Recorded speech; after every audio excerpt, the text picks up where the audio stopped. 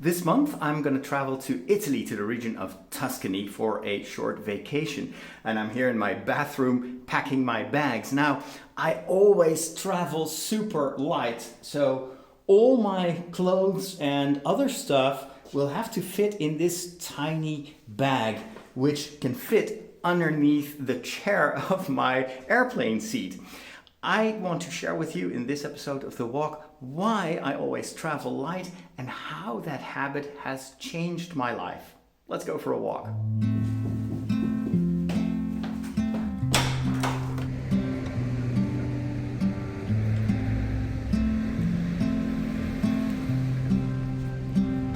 I want to share with you something very, very cool. So I'm in the middle of the forest, but right here in front of me and behind me is this concrete track, and this is made specifically for bikes.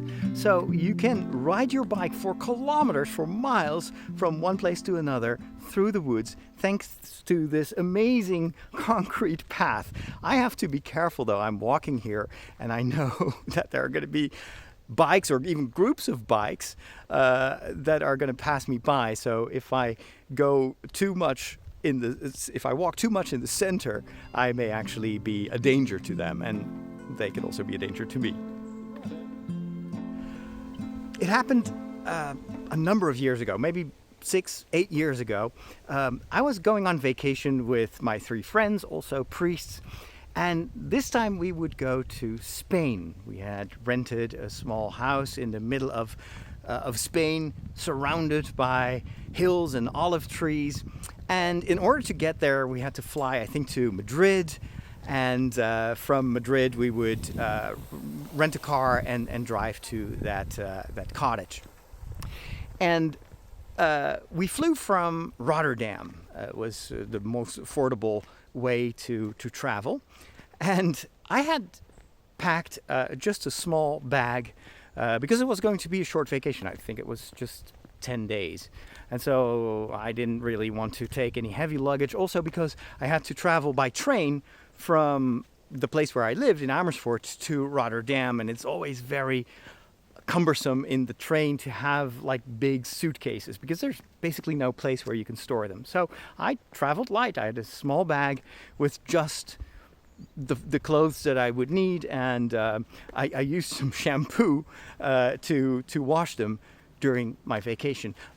The 3 other friends, my colleagues, had all several pieces of luggage. They had actually even paid extra so they could bring along more stuff.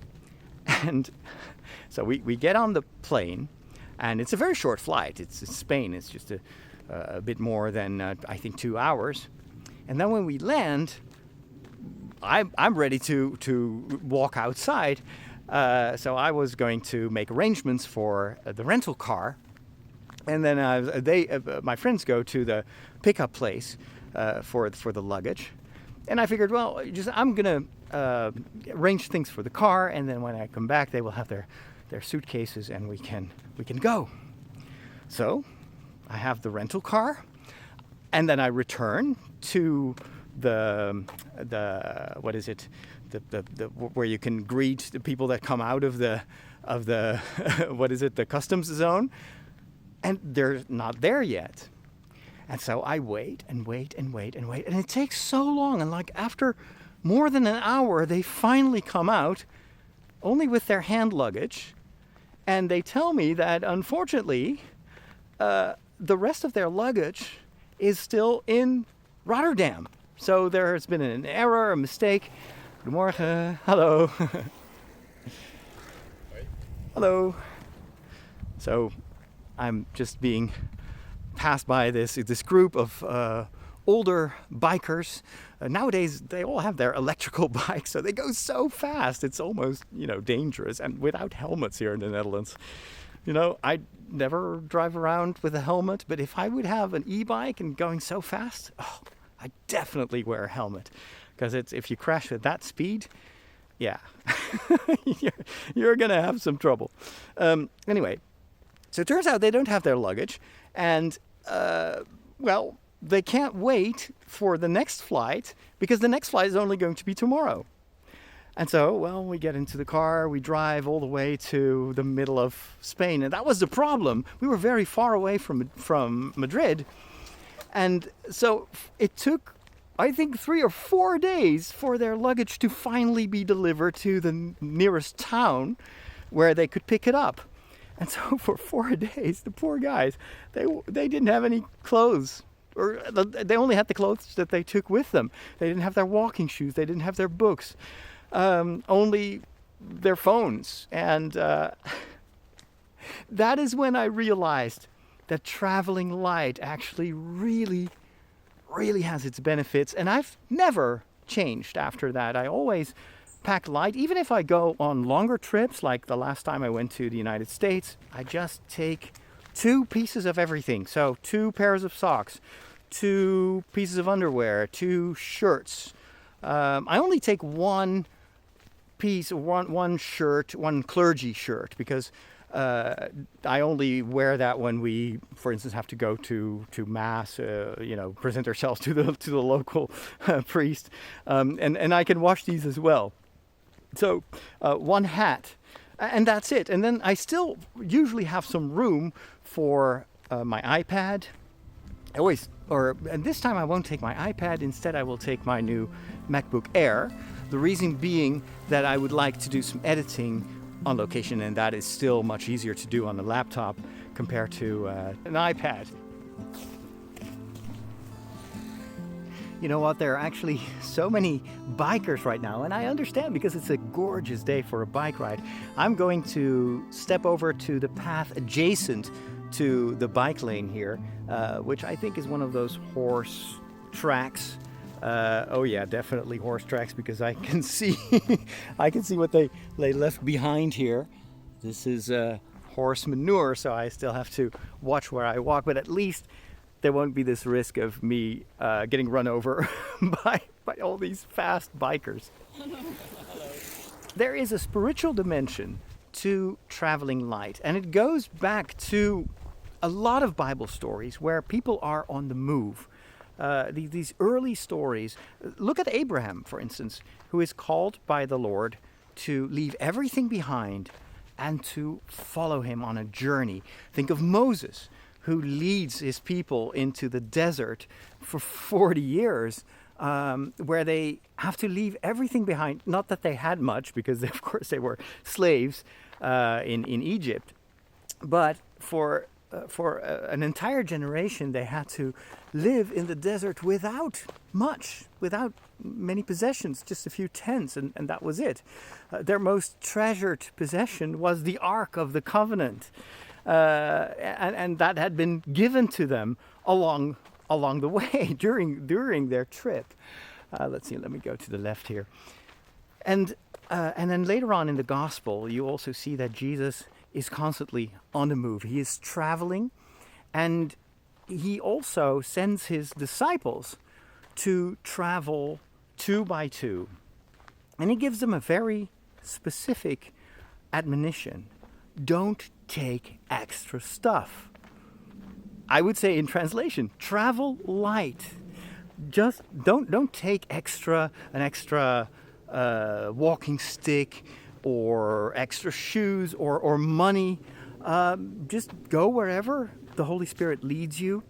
And then also don't worry about where you're going to stay or what you're going to eat. Don't go from place to place. People will feed you. If you work hard, then people will understand that you deserve you deserve a living. You deserve hospitality and food, and just stay there. If people welcome you, don't think like, oh, where am I going to stay tomorrow? Just stay put in one place. And even when people kick you out, just go. Just move. Leave that behind as well. Travel light. Don't hold on to anything, not even your reputation. So even failure, because that's what Jesus describes. If people don't want to listen to you, you may be tempted, this is my interpretation, to consider that a failure, and you may be tempted to stay there and to put in more effort. But then, is it truly about the mission, or is it about your ego? Instead, leave it. travel light, move on to the next village where people will receive you. And so Jesus shows in his own journey, or on his own journeys, and in the advice that he gives to his disciples, that he wants them to travel light. And the reason for that is it frees your mind. It opens your heart. If you're constantly worried about your belongings, if you have enough, if it will be enough, if you are constantly think and ponder about what could go wrong, all the eventualities along the journey, you may lose focus of why you are on that journey. You will need so much energy for preparing that it may prevent you from even going. And so I think what Jesus wanted was that his disciples, his followers, were just as filled with the message and with the love of his Father as he was. And that would be enough for them, that they would learn along the way to trust that God would provide. And for me, that is the most important thing to realize about traveling light. It trains you in not overthinking things, in keeping your focus on where you want to go, instead of how you're going to get there, or what you're going to do when you're there, or what you're going to do in case you won't get there. If you spend too much time worrying about stuff that ultimately is not really essential to your mission, you will lose focus on that particular mission. This is also true for work. You know, you can instead of focusing. Let me apply that to myself. I've had a time in my life, and sometimes I'm still tempted to fall back in that behavior, where I felt like I had to be everything for everyone. I had to be the perfect parish priest. I had to be, this successful podcaster who would not just cater to one group of people. No, I wanted to create podcasts about every single topic that I could remotely think of, because maybe that's how I can bring in people who, like me, like science fiction or Star Wars, but then I also like cooking, so maybe I should start a cooking show. Maybe I should not just make shows in English, but I should also make them in Dutch. Hey, what the heck, I speak French very well. Why don't I do a French podcast? And so I started multiplying all these different initiatives.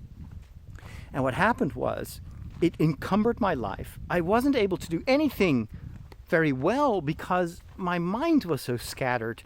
My energy was scattered and was used up by all this myriad of initiatives. And ultimately, it didn't get me anywhere. I lost my focus on what is my real mission. God never told me, you need to have at least 100,000 followers, and until then, you're not really doing your job as a priest. God is not about that. I realize that my vocation is God wants me to be his instrument to reach people and to help them change their lives, to take them on a journey with me. And so my focus should be on you. It should be on your transformation. Let God take care of the numbers. and if it doesn't work, just stop doing it. This is another thing. I was so often tempted to just keep doing what I did, even though a certain podcast or a video series just didn't work. Clearly didn't work because nobody cared. And I was like, okay, but I need to hang on. And I'm all about persistence. I'm all about, not giving up too quickly. But if it's clearly not something that you were called to do, just leave it behind. Travel light. Just go to the next village, go to the next audience and see if you can mean something to them. Your mission should not be about you worrying about stuff, but it should be about the people that you're sent to and what they need. And then God will take care of what you need. That is the logic, I think, of traveling light. It's just worry. Don't worry about your stuff, but think about your destination and about your mission. So at the start of this episode, I told you that the habit of traveling light actually had a much bigger impact on my life than just on vacation times alone, just on travel alone. It actually helped me to change my mindset when it comes to the way that I overstuff my life with luggage. You could say symbolic luggage that burdens me instead of helping me, and that makes it harder to move ahead. For me, the most important area where traveling light has had an effect is on the amount of work that I do. I used to try to do so much at the same time, and I felt like I was only valuable if I did enough. I could only tell myself good job if I had stretched myself and if I had made, 2 podcasts and 3 videos. I would work late at night. Nobody ever told me to make so much content, but there was this fear that if I wouldn't do that, it wouldn't be enough. And so I decided, well, why don't I apply that mindset of traveling light to the way I travel in a certain way through life when it comes to work. Instead of stuffing my days with all this heavy luggage, all these burdens, self-imposed, self-inflicted burdens, why don't I start at what is really necessary for me to accomplish my mission? What did God ask me to do during my journey in life? And I've said it before, God never mentioned any numbers. He didn't talk about the amount of videos or podcasts that I had to produce. He didn't talk about likes or comments or engagement. He just wanted me to be a priest, to be helpful to others by sharing his gospel, his message. It's not about what I make. It's about what he tells me to pass on to you. That is what discipleship is all about. But it's something that I often forget, and I replace it with my own stuff, with the things that I feel like I have to do, I have to make to be good enough. Well, the thing is, traveling light may seem very abstract until you try it. For some people, it may even seem or sound impossible. Like, how could I ever go on a vacation for 2 or 3 weeks with just hand luggage? It's just not working. I need more. And then I would challenge you, give it a try. Try to cram everything in a bag that is so small that you can put it under the seat of the chair in front of you, and then see if that's enough. And there's always this safeguard, this safety solution, that if you ever miss something, if you're like, oh, I should have taken a raincoat. That happened to me when I was walking the walk of the world, and they predicted rain, and I had forgotten my raincoat. You can just get a poncho for $2 or $3, so you can always get it locally. But it's much better to take too little with you than too much. And the same is true for work. So I decided at one point, I wrote that down in my journal in the morning. I am going to finish working at 5 p.m. Because 5 p.m., that's when it's time for me to read and to study. And that is important too. So no matter how far I came, no matter if the video is finished or not, I stop at 5 p.m. And it's so important to do that and not try to keep cramming more into the day, because, and this was for me the big confirmation and help, I noticed that people really didn't care. Like I was like, okay, but my TikTok audience, they're waiting for the next video. And then I posted a video and apologized in the comments, like, sorry, it took so long for me to make this video. And several of my followers told me, you know what? Don't worry about it. You give us videos that are so good that it's worth looking forward to. We're actually The weight makes it better, and we want you to keep doing this. So please take good care of yourself, take enough time to prepare this. Don't overdo it. It's not that we don't have anything to do but watch your videos. So don't worry about us. Just worry about how you can stay energized and how you can make more of these videos in a sustainable way. And that was one of those moments that I realized, yeah, they're telling me that it's good enough.